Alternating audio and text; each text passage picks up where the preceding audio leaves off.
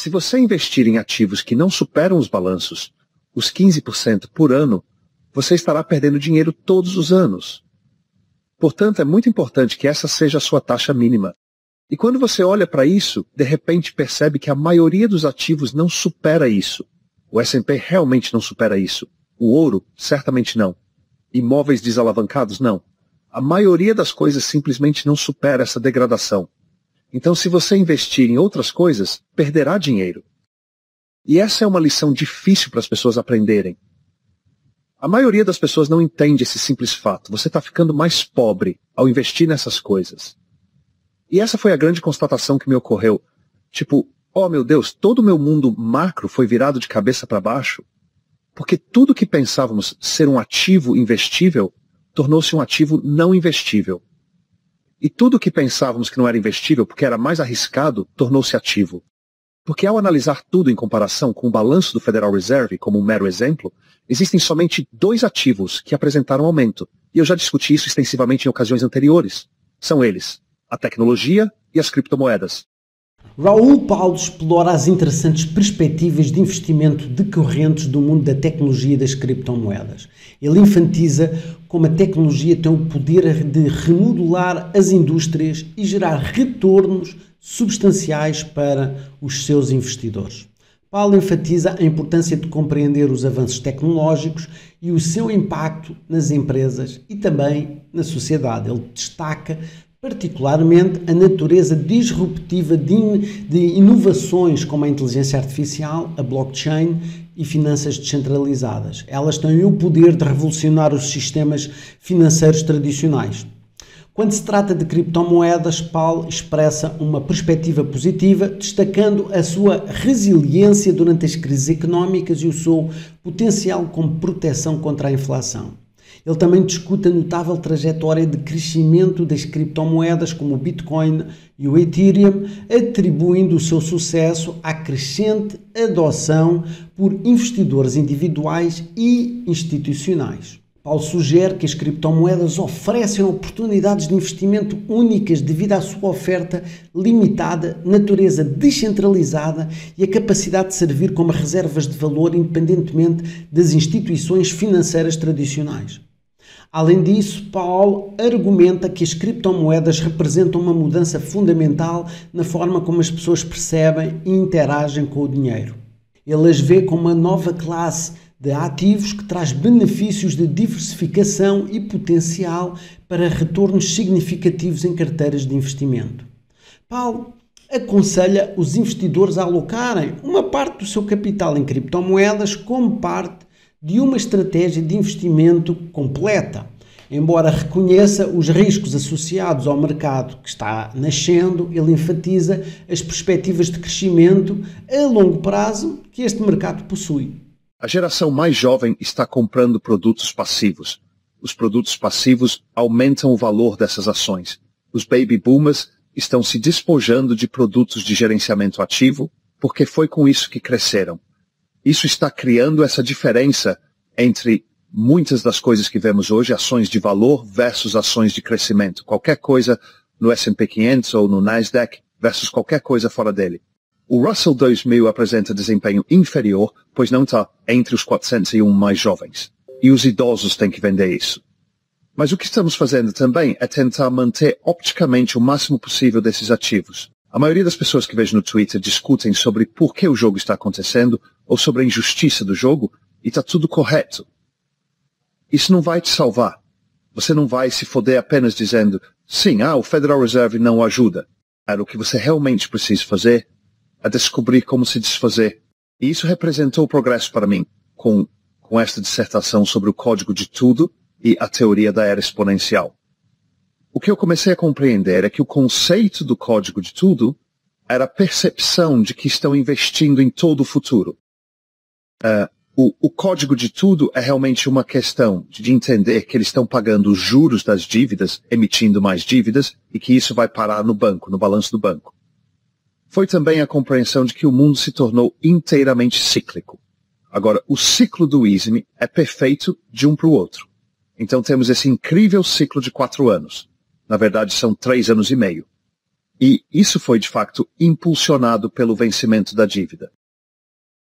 Descobrimos que após 2008, que foi uma grande reinicialização e um jubileu da dívida, os principais bancos centrais globais optaram por abolir os juros. As taxas zero surgiram dessa decisão com a justificativa de que era necessário reconstruir balanços.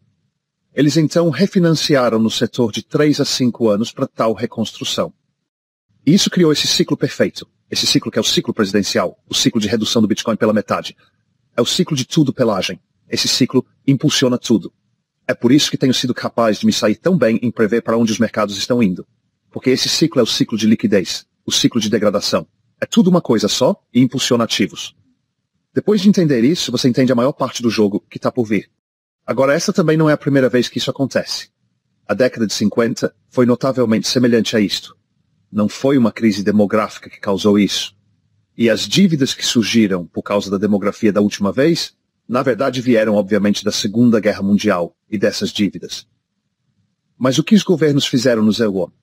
Impuseram o controle da curva de rendimentos, que é a repressão financeira, que é o mesmo que acrescentar coisas ao balanço.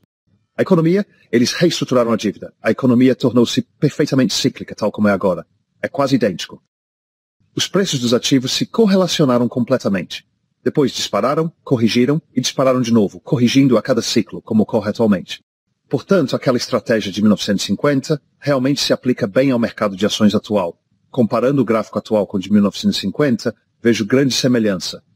E ao afastar o zoom, fica claro o que está ocorrendo. Em 1950, o truque era aplicar a repressão financeira, mantendo o ciclo até o aumento da produtividade, que eventualmente ocorreu. Essa repressão desgastou as dívidas e, com o tempo, a economia disparou. Esse foi um período mágico para o crescimento do PIB, devido ao que fizeram. E eles estão repetindo isso agora. Está muito claro para mim que esse é o jogo. Raoul Pal fornece informações sobre o conceito do código de tudo e as suas implicações para os investidores. Ele define o código de tudo como a digitalização de todos os aspectos da vida humana e das atividades económicas por meio da tecnologia. Isto inclui a ascensão dos dados, da automação, da inteligência artificial e da internet das coisas, que revolucionam coletivamente todas as indústrias, impulsionando a eficiência e abrindo novas oportunidades de investimento. Paul enfatiza a importância de compreender o código de tudo para navegar no cenário constante de mudança dos mercados, impulsionados pela tecnologia. Ele destaca que as empresas que adotam a transformação digital e utilizam a análise de dados têm uma vantagem competitiva em diversos setores. Além disso, Paul recomenda que os investidores considerem a exposição a empresas que lideram o código de tudo para, desta forma, beneficiarem da digitalização contínua nesta economia global. Além do código de tudo, Paul investiga o ciclo de liquidez e o seu impacto nos mercados financeiros. Paul argumenta que compreender o ciclo de liquidez é crucial para os investidores consigam navegar na volatilidade do mercado e identifiquem as oportunidades de investimento. Ele salienta que as injeções de liquidez do mercado central, tal como os programas de flexibilização quantitativa, podem inflacionar os preços ativos e alimentar o comportamento especulativo. Por outro lado, condições de liquidez mais restritas podem desencadear correções de mercado e reavaliações de ativos, apresentando assim riscos e oportunidades ao mesmo tempo para os investidores. Desde o momento em que iniciei minhas discussões a respeito do Bitcoin, muitas pessoas ainda não sabem o motivo. Eu me importo com isso? É porque é a única maneira que vejo de realmente se dar a oportunidade. Você pode ver esse comportamento de investir em coisas arriscadas por parte da economia especulativa que se instalou e que as pessoas não conseguem entender. Faz todo sentido para mim. Se o seu futuro está fodido porque você é jovem, você vai fazer o quê? Antes de adquirir o seu 401, ele meio que performa, pois não apresenta um desempenho ruim. A planilha não mostra superioridade. Assim ok, compreendo e supera economizar dinheiro. Mas é sabido que não se avança assim. Então o pessoal especula. Especular é aceitável. desde que não seja em cassinos. Se for em um mercado com tendências de longo prazo, como a criptomoeda, prossiga. Faça apenas corretamente. Assim, observamos crescimento nos investimentos em tecnologia e opções no Robinhood. É assim a dinâmica da economia dos bilhetes de loteria, onde indivíduos sentem falta de opções. Eles não veem como obter os 100, 200 ou 300 mil necessários para avançar na hierarquia imobiliária, ou sentir que conseguiram economias necessárias. Assim, apostas são feitas. Em um mercado secular, é de fato sábio. O risco e escolhas também são inteligentes. Com o passar do tempo, acertando com as ferramentas adequadas, aprende-se a investir. Ensinamos na visão real como fazer isso. É possível lucrar. Com o cripto é mais simples devido à grandeza dos movimentos. Basta comprar e segurar. Você só tem ativos top e fica parado. Quer dizer, ficar sem agir é bem simples. Em resumo, isso lhe rendeu uns 100% por ano nos últimos 7 anos, totalizando 8 anos. Na verdade, é maior se você voltar mais cedo na época do Bitcoin. Mas se você basicamente olhar para isso, você obterá algo entre 80% e 200% de retornos, dependendo de onde você está no ciclo ao longo do tempo. Então, esses são os retornos compostos. Isso não acontece só no próximo ano, pois claro, em certos anos você terá 500% de retorno e em outros diminuirá 70%. As pessoas realmente não compreendem, no entanto. Na verdade, esse é o melhor risco ajustado. Tem este lindo gráfico de tudo isso. Esses gráficos de recompensas ajustadas ao risco de ativos, a tecnologia está avançada e alguns setores estão valorizados, enquanto itens cíclicos como o petróleo estão em baixa. Rendimentos ajustados ao risco com o tempo, de fato, não realiza absolutamente nada. Tudo isso como S&P. E então você vai, e há um papel em branco, em algum lugar bem no topo está um ponto que diz Bitcoin. É um maldito alienígena. Nós nunca tivemos um ativo como a cripto que oferece essa troca de risco por recompensa, rebaixamento contra rebaixamento, volatilidade ajustada ao risco. Como preferir ver? Este recurso, desde que seja por um intervalo de tempo considerável, é sem dúvida o melhor ativo que já tivemos em mãos. Também é o ativo de maior rendimento da história e permanece sendo o ativo de melhor performance a cada ciclo de 4 anos desse código universal. A Primavera Cripto, que ocorreu no ano passado, foi o melhor ativo de desempenho no mundo.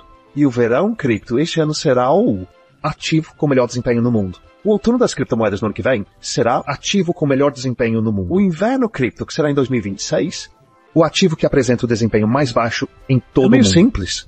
Pois é, Raul Pal discute a especulação e a assunção de riscos nos mercados financeiros, esclarecendo a sua importância e impacto dos investidores.